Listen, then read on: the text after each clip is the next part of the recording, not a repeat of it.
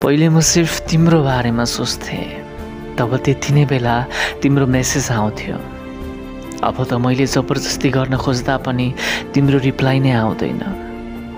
पहिले त एक दिनमा नै 1000 कुरा हुन्थे, अब दिनमा एउटा कुरा पनि हुँदैन। बस यही परिवर्तन म देख्न सक्थिनँ। तिमी सब थोक सोध्थ्यौ मेरो दिन कसरी बित्यो, के गरेर बित्यो। भाइ भनेपछि पनि कुरा सकिँदैन थियो हाम्रो। अब त दिनमा एउटा मेसेज पनि आउँदैन तिम्रो।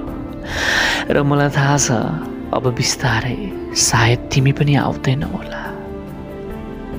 बानी तिमीले नै बिगार्यो मेरो। अब रातभर यहाँ आँखा निदाउनै सक्दैनन्।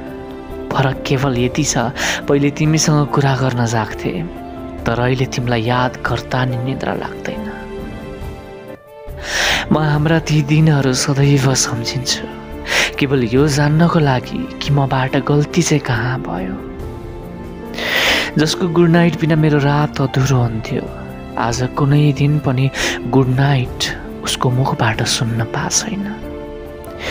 मलाई बिल्कुल ठिक लाग्दैन केही पनि। म मिस गर्छु तिमीलाई, तिम्रो कुरालाई पनि। तिम्रो आवाज सुन्न चाहन्छु अनि तिम्रो तस्बिर हेर्न चाहन्छु। एकछिनले पुग्दैन, दिनैभर हेरिरहन्छु पागल चाहिँ। थाहा छ मलाई यस्तो लाग्थ्यो हाम्रो कुराको सिलसिला एकदम लामो चल्नेछ, तर सायद तिमीलाई यो कुरा मन्जुर थिएन। तिमी कति कहानीहरू सुनाउँथ्यौ नि, तिमीलाई थाहा पनि छ। फेरि अचानक यो दूरी किन बढ्यो? मबाट त बिल्कुल तिमी टाढा थिएनौ त। म सोध्छु कि तिमीलाई सोधौँ पहिले जस्तो केही पनि किन भएको छैन भनेर। फेरि लाग्छ ठिकै छ, छोडिदेऊ यस्ता पुराना कुरालाई। यदि तिमीलाई महसुस हुन्थ्यो त यस्तो कहाँ हुन्थ्यो र। मलाई ती सबै कुरा पनि याद छन् जसको तिम्रो लागि कुनै मतलब छैन होला।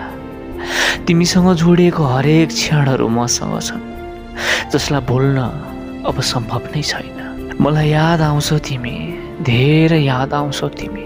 सायद यति हिम्मत कहीँबाट पाएको भए हुन्थ्यो कि तिम्रो सामु तिमीलाई भन्न सक्थे। जति नजिक तिम्रो थिए नि, साँच्चै म त्यति नजिक कोहीसँग पनि थिएन।